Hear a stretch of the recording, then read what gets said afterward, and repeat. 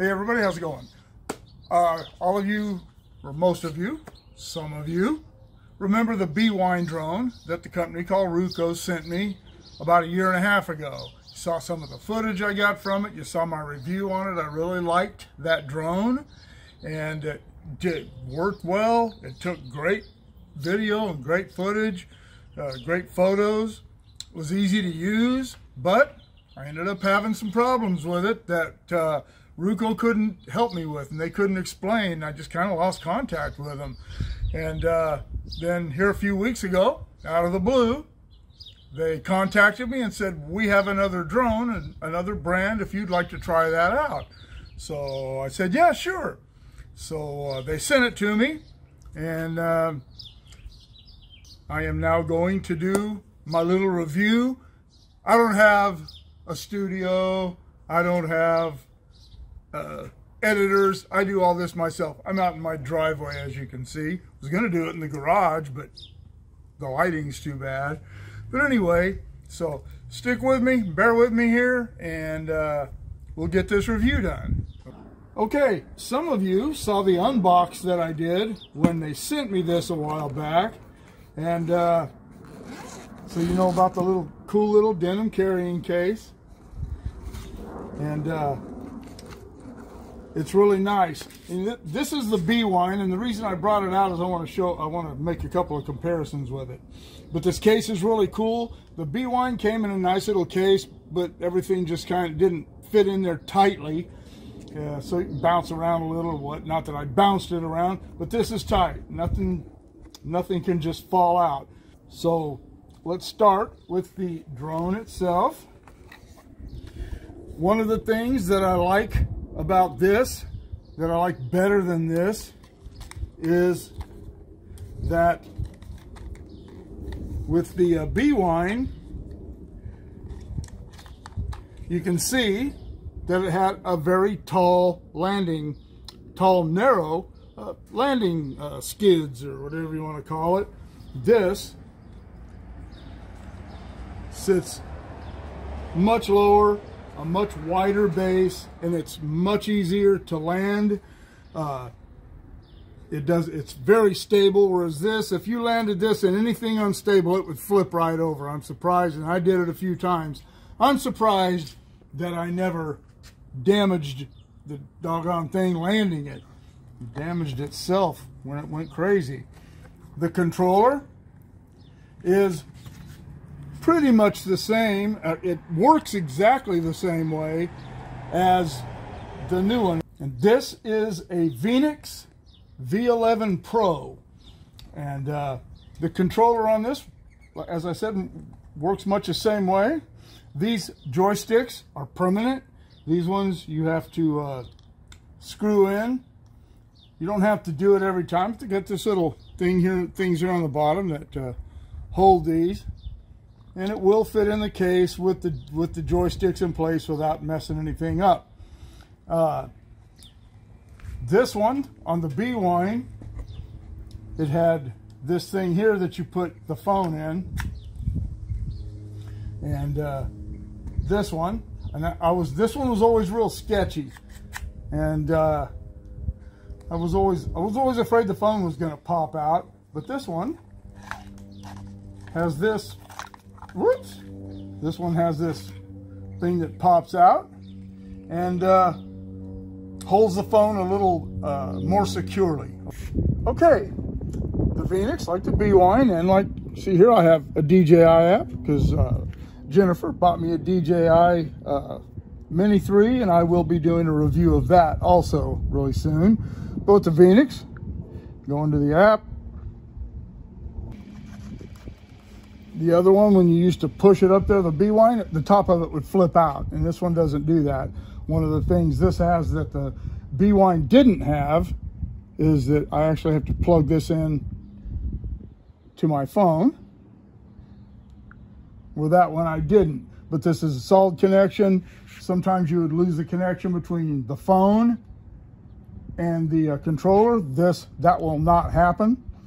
Power on, connecting. Give it a few minutes to connect. And turn on the drone. Just push the button, hold it down, tell it to start singing to you. All right, it has turned on. It is now in GPS mode. Hit the controls. GPS mode. Okay, now you have to calibrate it. Beeps, tells you it's calibrated that way.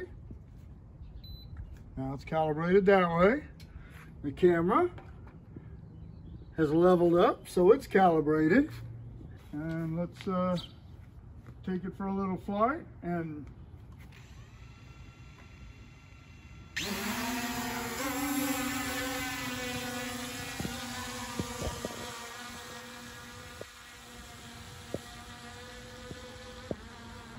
so as you can see, it is now up above the neighborhood.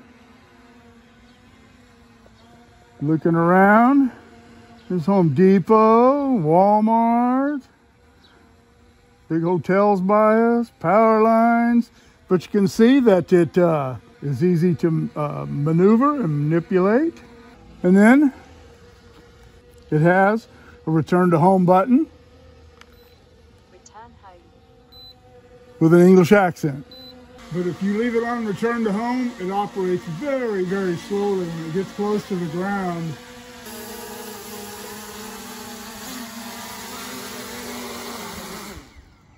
If I would have tried that with the Bwine, chances are it would have flipped over on its side. All right, that is the Venix V11 Pro.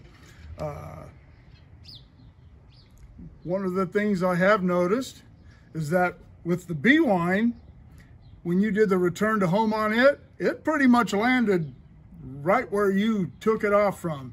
This one, it even says in the directions it could be off as much as 3 meters.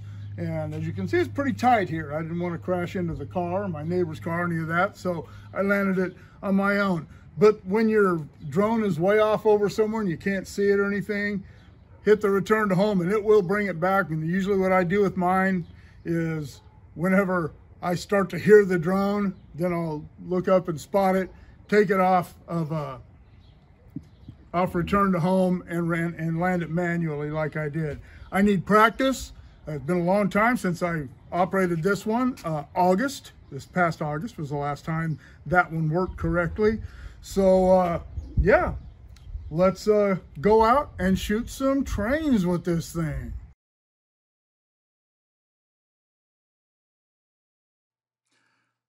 All right, at this point, I had the drone about 2,500 feet away from me, and I could not get the zoom feature to work at all.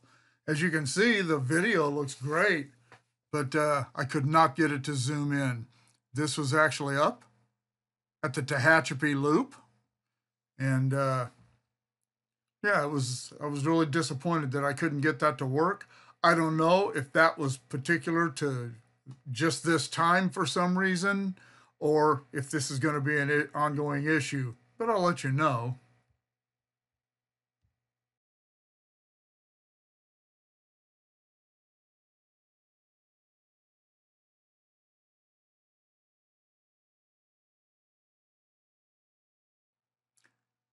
And here you can see the headlight of the train coming around the Tehachapi Loop. It goes around that hill in the middle, and that you can see the engine there at the bottom of the frame. That's the back of that train. It loops around itself and climbs up. You can see another train parked up there above. As I said, I was really disappointed that I couldn't get the zoom feature to work, and I really, really hope that that is not an ongoing issue with this. You can see the train rounding the loop. You can see the whole thing now, and on the mid-frame on the right there, you can see the train going through the tunnel, and it's about to cross over itself. This drones always make good shots at the Tehachapi Loop, and this one was just fine. I just wish I could have got the zoom to work. This is from a much lower altitude, much closer to me, and looking straight down the barrel of this train. I didn't know it was going to go in the siding, but still a cool shot. But worked really Really good for that.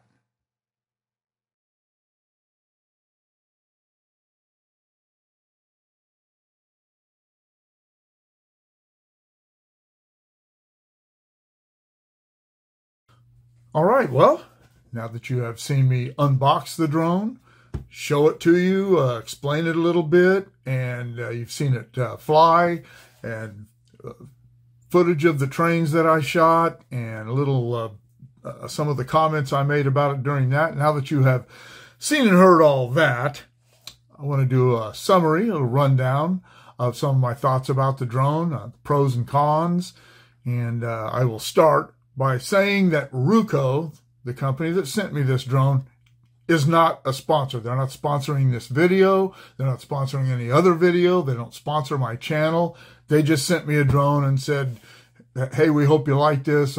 Give us a review on it. There's no discount code for me to put in my videos or on this video or any other, because they said right now Amazon is running a deal on these.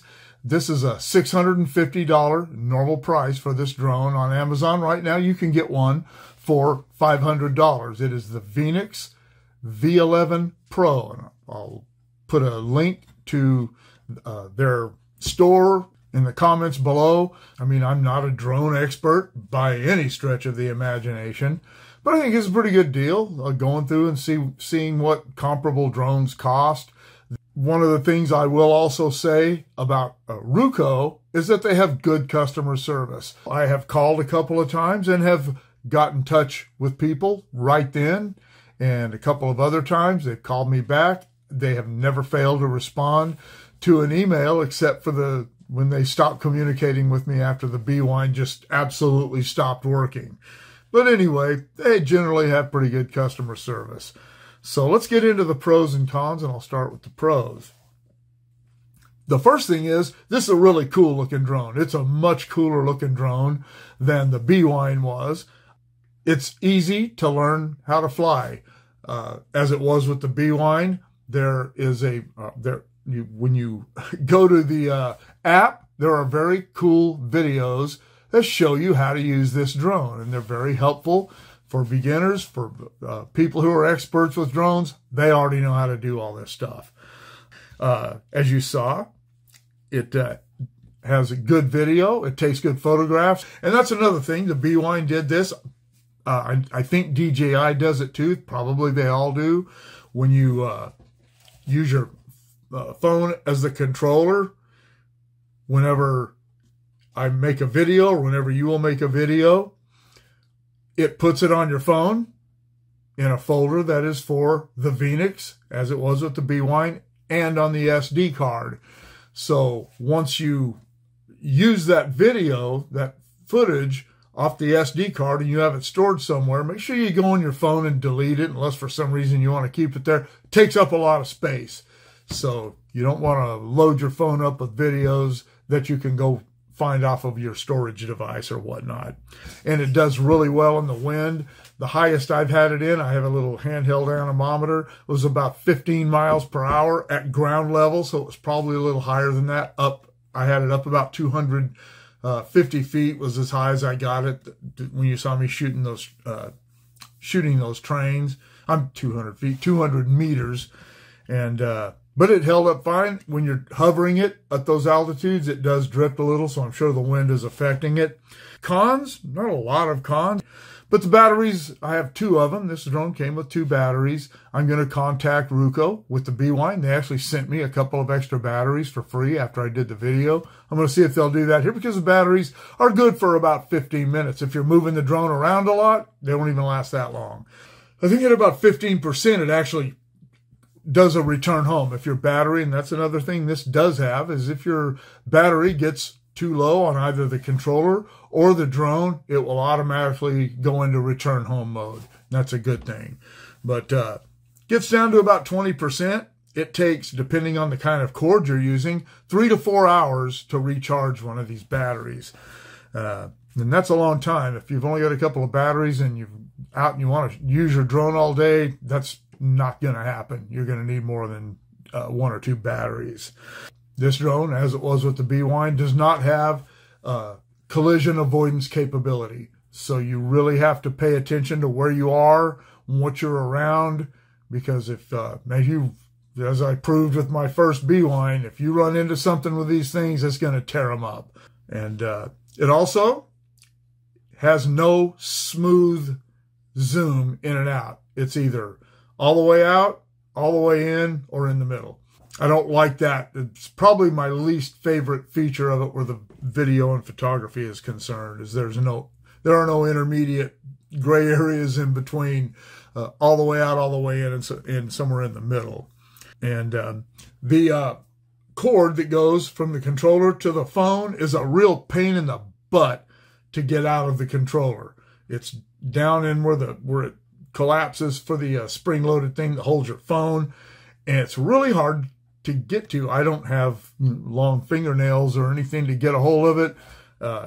It's really a pain. So I would suggest carrying a small pair of needle nose pliers with you to get that out. So anyway, that is my summary of this. I hope you enjoyed it. I recommend this if you want to get a drone.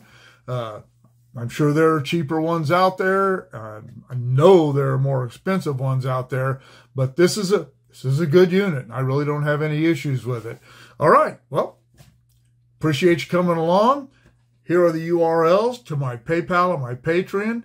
If you can help the channel out that way, I'd sure appreciate it. I've also have in the description box below, I'll have a link to my YouTube channel membership. That is also on the banner page, the very first page you come to on my YouTube channel. So if you want to become a member, $2.99 a month, $2.99. I'd appreciate that too.